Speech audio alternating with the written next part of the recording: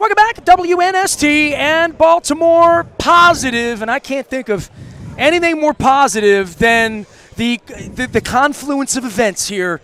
Gary Vaynerchuk joining me as Andrew Zimmern joins me. Had both of you on last year separately, not together, and I've since traveled the world. I have the Baltimore Positive Initiative going from guys like you motivating me last year, you motivating me. We got to talk sushi. We got to talk Kobe steak. We got to talk me going to Japan and all that, but I got to get all of you guys on together. What are you guys here promoting? Let's get that out of the way because I know your hunger and taste always, right?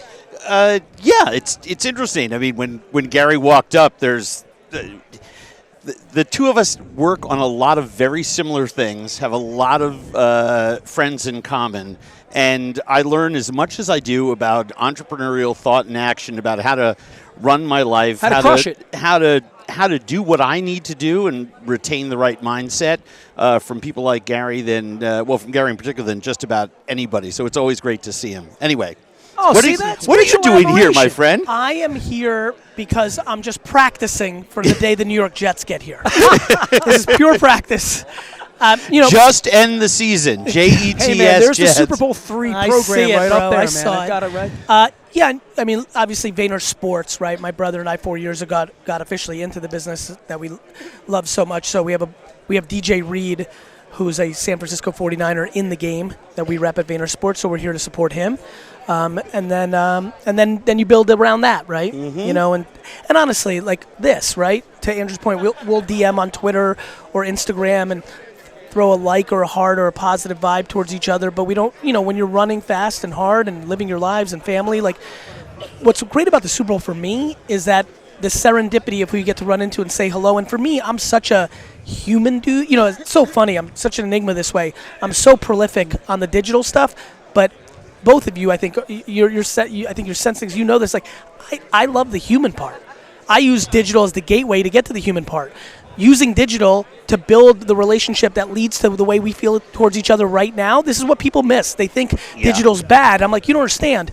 We would not be feeling the way we feel about each other right this second had we not had the 17 digital interactions the last 6 years. You raise a really good point because people are always Have you met before? Condemning social media. We've met once One other before. time. Okay. Here's the people are always condemning social media, and I'm always saying when I go away, I don't want to unplug. I want to unplug during the day so I'm focused on my son because we're on vacation. Sure. But at night, I want to plug back in and touch base. And the reason is I get to follow and learn and explore, and I get to expand my mind by everything that I see in the digital space, whether that's social media, websites, videos, whatever. And then it enhances the physical connection when I see someone. I have never met Joel Osteen. We travel in completely different worlds. I'm a nice Jewish kid from New York. His thing is his thing. Yep. Huge respect. I don't want to yuck on anyone's yum, but we're in two different worlds. Yes. I just met him. I know who he is. He knows who I am. We shared a hug and 15 seconds, and it was hysterically fun. And it's one of the things that I love about comedy. There's no other place that I can think of where for 4 or 5 days there are so many fascinating people all in town, all doing things, and you get to touch base with stuff, and you get, energized. When I leave here, I'm filled with new thoughts and new ideas, and I feel better than when I got here. Every year. You're also in control. Like, when Andrew was talking, the best part of that was if he wants to plug in, he should be able to plug in. What's the alternative? He's going to read a book? All of a sudden we have to put a book on a pedestal? Like, why should I impose my book reading value on him? Mm-hmm. Why should he watch TV? Like, is it better to watch Netflix than it is to go on Twitter? Like, this is about options. This is about accountability. If you feel like you're burnt out, stop using Instagram. Mm-hmm. I'm just fascinated. Which is super healthy, by the way, to take breaks just with everything. I mean, you can overdo anything, right? And then to that point, much like, let's say, food, some people can eat a certain amount of food and yes. be one way, and certain others. My capacity for the, invigoration I get from human interaction is higher than others. I'm deeply extroverted. I wildly love people. Me too. I'm super curious. It's super enjoyable to me. My spiritual guru once said something to me when I came into sobriety 28 years ago. I was a user of people and a taker of things. I hid. I I didn't want anyone to see me. I had so much shame. Now I'm the exact opposite, and it's because one of my sponsors early on, first year, 27, 28 years ago, said to me, Andrew, all those shadows out there that you see? And I'm like, yes. He says, they're people. Those are other people. And literally, it changed my mindset. Yeah. I am a people guy. People ask me all the time, oh, you do this food show. I said, no, I do a people show. I do a show about exploring culture. All my shows are about it. My new show on MSNBC is about exploring politics and civics, but I do it through food. But at the end of the day, it's about the people. It's always about the people. People are endlessly fascinating to me, whether it was the guy I met on the street standing in line, moving in here with 1,000 other folks, whether it's you, my server last night at the restaurant, doesn't matter. People are people. Exactly or Baker Mayfield, who was much smaller than I thought he would be. I am wildly on the same page. I am visceral to people pegging people on different levels of pedestal. You can be excited to see Joe Montana, but to treat Joe Montana in a certain level of humanity versus the way you would treat the person that's serving you at your fancy Rayo's pop-up dinner tonight is unacceptable. That's culty, that's not human. It's less about culty. It's about, do you treat humans the same? And what is that actually grounded in? So for me, yes, it was good manners that my mom taught me. It went way beyond that. It's that I like people. I would guess that for you, like me, at a certain point in your life, you had to decide, how do I, Gary, Andrew, want to show up? How do I want to show up and be seen in the world? Do I want to be someone who's seen as a user of people and a taker of things, or do I want to be seen as someone who always brings something to it? Do I want to be someone who represents kindness, or do I want to be someone who represents taking? It's my entire take on life. All I care about is legacy. All I care about is reputation. All I care about is how many people are going to show up to my funeral. How much, it's why I'm successful on social. I'm going to say nice things. You're gonna I just want to trade baseball cards with you. Listen, though, this is very important because it's going to bring value to people on the show because a lot of people are trying to figure out this new world we all live in. There's a very easy way to build an audience in life, let alone on social. It's the same game. If you're the one that provides more value, you win. 99% of the posts from this Super Bowl from people is going to be, look how fancy I am, look who I'm with, look where I went. What value does that bring to the other person? For me, it's how do I put out something that actually brings value? It's so fun. I was having this discussion with someone yesterday who was saying, why am I getting no relevance? And I hate to, sidetrack into a how to do social media thing, but I just looked at him and I said, there's nothing in there but look at me. How about elevating someone else? Instagram. How about but you can have a call to action. So follow the people that bring value. Yes. It's not Instagram's fault. It's the people. And always have some kind of call to action. That doesn't mean closing a sale. That just means a call to action, like, hey, investigate this book. 100%. Hey, follow this guy. 100%. Hey, read this blog. All right, so Andrew, the epicenter of all this was New York. Yes. I met you at Blogs with Balls. I'm going to tell a New York story. And a New York guy, look at this. I love you, pal. Keep love doing you too. it. Hey, see you later, thanks for buddy. stopping by. Happy to do it. Appreciate it, man. Jets. Not next year.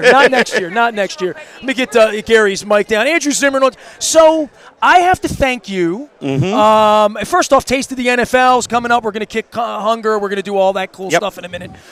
The reason, and last year I had you on, it was under circumstances where someone else sat down, a Super Bowl winning wide receiver in Santonio Holmes. You sent me to New York for Korean snow ice on an episode right off of Madison Square Garden in Koreatown in New York.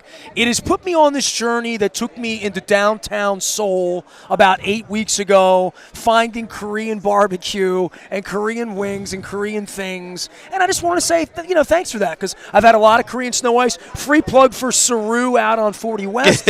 And, eating does to jump on to what you were talking about. It takes you around the world. I'm going to Cologne to get schnitzel in about 8 weeks with my wife, and I just can't wait to get there and have schnitzel and Kolsch in Cologne. The crispy veal and pork shanks in Cologne, even better than the schnitzel. Send me somewhere. Let's go. Let's I'll let you. I have to.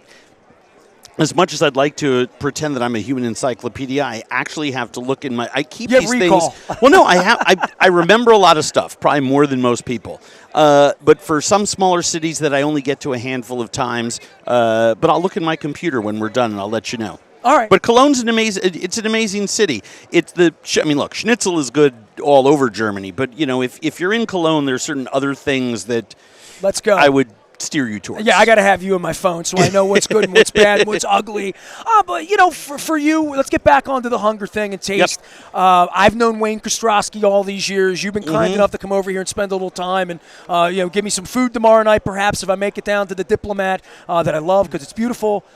Thoughts about where we are in the world? Because I'm doing Baltimore Positive now, and I think you see the logo we do. Here's the issue. Feeding people in our cities, right? Here's the issue. We've been, for the last 20 years, we've not been able to get that far ahead of the hunger, food scarcity issue in America. Roughly, depending on what stat you pay attention to, anywhere between 1/4 and 1/5 of Americans don't know where their next day's meals are coming from. That includes the same percentage of children. In the greatest country in the history of civilization, that is no longer a national embarrassment. To me, that's criminal. So we have hundreds and hundreds, maybe thousands of organizations, institutions, human beings working day and night to solve the hunger issue. One of them is Taste of the NFL, which is a hunger relief organization best known for its Saturday night party before the Super Bowl, because that's where we raise our most money. Don't rub it in. However, you're in Baltimore. Remember, you're in Baltimore. Don't rub it in. However, we are 364 5-day-a-year organization. So we're raising millions of dollars and tons of awareness every single year to fight this problem. But the numbers don't really go down that far. We have an endemic problem in this country that as we've been pouring more money, as we've been pouring more resources into helping the hungry, those less fortunate, those who are on lopsided on the equity table, the people who are marginalized, the people who have fallen the furthest away, one of the big challenges that we have is that we keep widening the gulf between the haves and have-nots, and we keep adding to our population. So it's kind of like pouring cups of water at a time into a bucket that has a couple of holes in it. And are we gaining traction? Yes, some years more than others. Is it enough? No, because I think this is a relatively easy problem to solve. We have to have civic mindset that it is no longer okay to have hungry people in America. Once we have that civic mindset and we get our representatives in government to start talking about real kitchen table issues during election time, then we can make some change, because then we can put some legal teeth behind this where it's no longer okay. I'll give you one quick example. We have a horrific problem with feeding kids in schools. Morning snacks, breakfasts, lunch, after school. Many other problems I'm just picking one food issue, just course. one School lunch program. Every single thing in the American public school system is free. The bus transportation in the morning is free. The teacher shows up. Kids don't have to take $1 out of their pocket and give her the money or him the money. And we think of transportation as fundamental, right? Fundamental. Food, not fundamental, has to be paid for. A la carte. And it's run like a restaurant, even though it's a restaurant in sheep's clothing. So the problem for me becomes one of, if we don't put some legislative teeth behind this, if we don't move to, and for those not well versed in it, the solution is eliminate the SNA, eliminate all of this pay for eat stuff, and just have a national school lunch program. The same way kids can take transportation to school. You know what I mean? This is not. It's actually not them. The people who think ketchup is a vegetable are those that are trying to make the numbers work. They're part of the problem. They're a symptom of it. I think the problem, the real root cause of the problem, the tree from which the poison fruit is fallen, is that as Americans we're accepting the con that we can't change how our kids are fed in school. We can change. This is the way it's always been. Correct. Right? Yeah. We can change how our kids are fed in school. And once you get into the nuts and bolts of the problem, and this is the kind of stuff that we tackle on my new series on MSNBC starting February 16th, all right, there 9 we go. o'clock Eastern. Because I didn't have notes.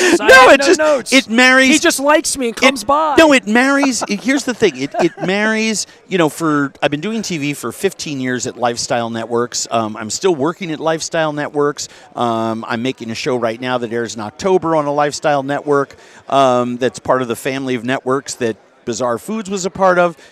But my new show on MSNBC is about civics and food because there are so many of these issues where the best way to tell someone about our problem with food inequity in America is not with a talking head behind a desk with a 30-second clip and a 30-second soundbite.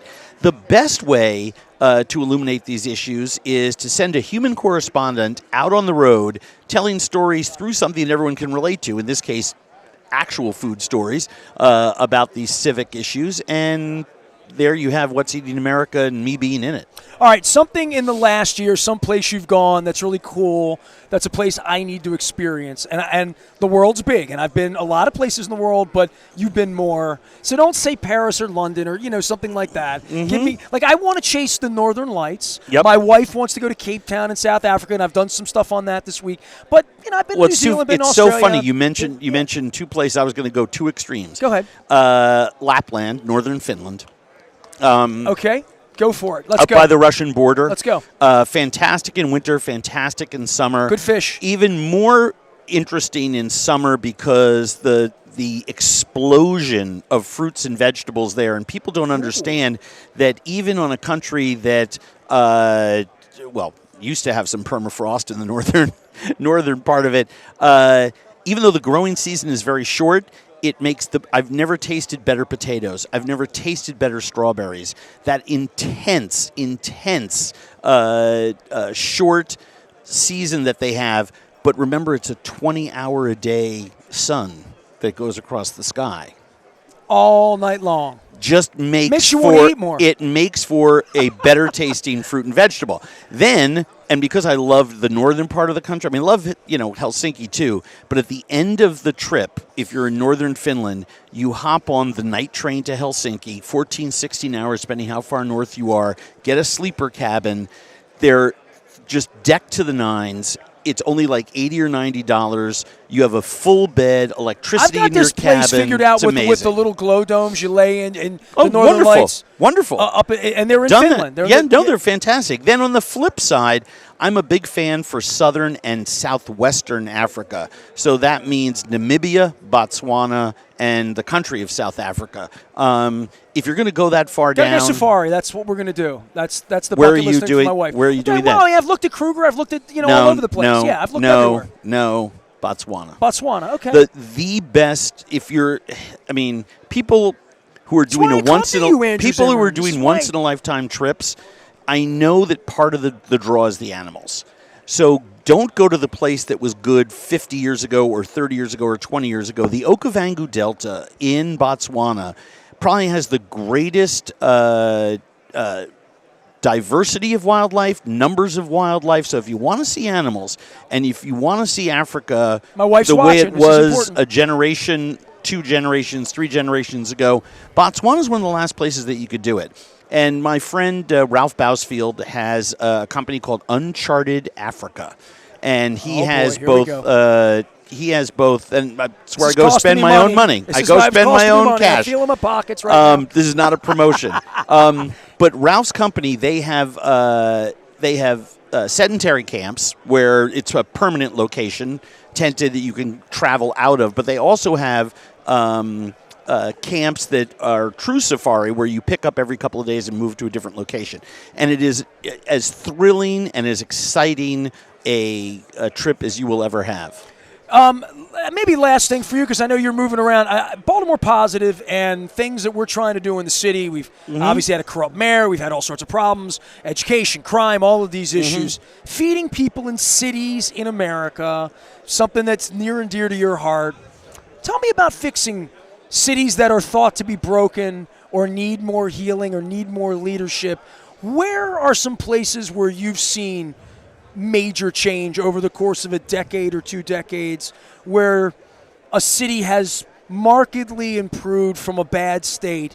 And Kids go to school and eat better lunches than maybe they did 10 or 20 years ago. People on the streets are being better fed. We have food deserts in our city, and they're taking away from the most disadvantaged people are having their food stamp privileges taken. It's an incredible thing that's going on in our country. Washington, D.C. has done a lot of stuff over the last couple of 15 years, most notably because there's a lot of organizations based there. Ones like Arcadia Farms that takes mobile markets. They have farms.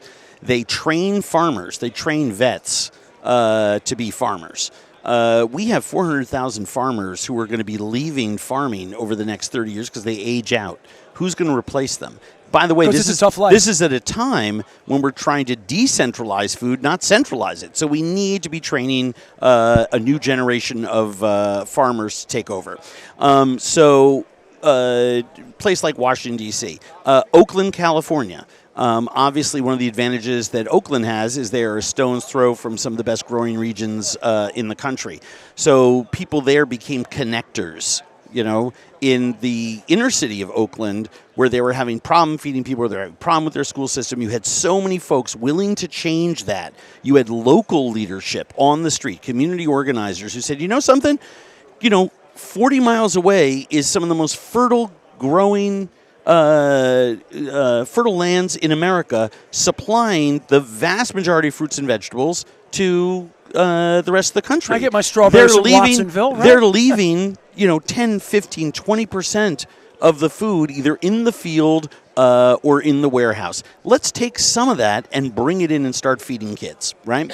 So you had connectors who were working there. I think the same thing can happen in Baltimore. Maryland is, it's not fertile. So far north that you're out of touch with the growing regions. You are a city that's on the water. You have a ton of passion. I think local leadership is going to step up and become citywide leadership, because the one thing that I've observed, I'm 58 years old, so I've just been around, a little bit longer just to see some stuff. And where's home for you? Minneapolis, Minnesota. When you see citywide leadership change for whatever reason and leave a gap, a void, what steps in is almost always better. It's almost always better. That's great of you to say that. That's a hopeful thing to believe. I really think when I look at all the people crapping all over a city that I love, I've shot a lot of TV there. I've spent a lot of time in Baltimore.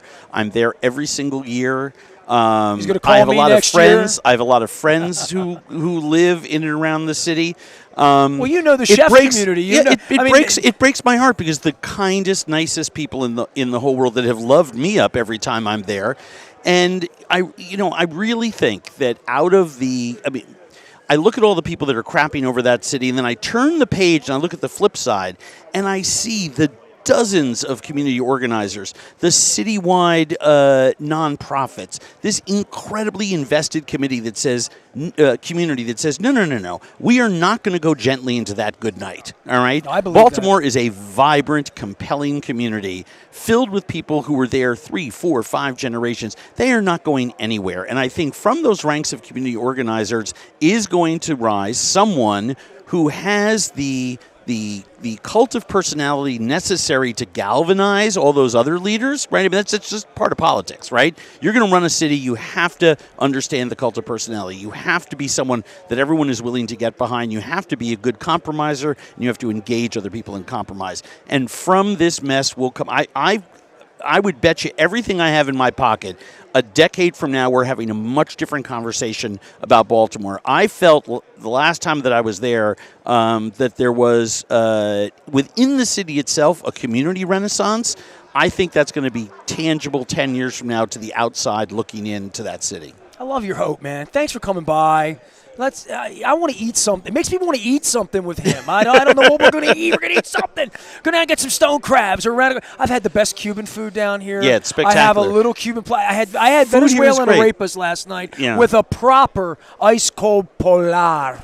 Yes. Way to go. So that's what I did last night at the Miami airport. I did stone crab from a local seafood shop that I stuck in the fridge at my hotel and went down to the beach and sat there at 10 o'clock at night, toes in the sand, and ate stone crab and answered emails. It was really exciting. This makes you the coolest guy in South Florida. It was really exciting.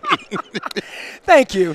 I appreciate Hey, it. I really appreciate it too. Give my Take best care. to Wayne and everybody. Likewise, Who's the thanks, band Nestor. playing this year? You know? Oh my! See, now you're going to I ask don't me know. a I trick don't know. question. Yeah, I don't know the It's answer. it's all It's I a know is mystery. tastethennfl.com. Go check it out. Well, buy a they always ticket. have great bands, so I just Well, great, incredible You know music. why they have great bands? Because Wayne was in a band. You know, Correct. remember when Wayne was a Correct. rock star? Oh, yes. I almost didn't want to believe that. It was a long, long time ago, but yes, he was the bass player in a very serious rock and roll band. And he's got the cover. I've seen the Yeah. album. His daughter is at. He shared loves that to on carry Facebook. that around. And but when he came on 20 years ago, he would always tell me. So we would always be into the bands. So Yes. it's part of. Oh, what I we do. remember what it is. With so much great music here in Miami, Okay. this city moves to a musical beat. We have a super group put together. I think it's by one of J-Lo's producers. One of these like Just a Latin- heavy-duty, Latin? famous Okay. music guys here has put together an all-star band that is performing tonight. I mean, it's between like the 12 of them. There's like 100 Grammys on the stage. It's insane. Probably not hard to It's do. insane. Miami. And I thought that was a really fun idea for tonight. All right, let's go eat something good. Andrew Zimmern here. Always. Plug away. You said MSNB. You had a thing. Sunday Yeah, night. go ahead. Sunday night, February 16th, the premiere of What's Eating America with Andrew Zimmern, 9 o'clock Eastern, 8 Central, MSNBC. Go to andrewzimmern.com for all things Andrew Zimmern. Man gave me Korean snow ice. It changed my life. That's all I can say. We're live at Super Bowl 54. All of our coverage brought to you by friends at Sporticulture and our friends at Liberty Pure, as well as Raskin Global. We are WNST.net, AM 1570 at WNST, Baltimore Positive, and we never stop telling great stories that make you hungry.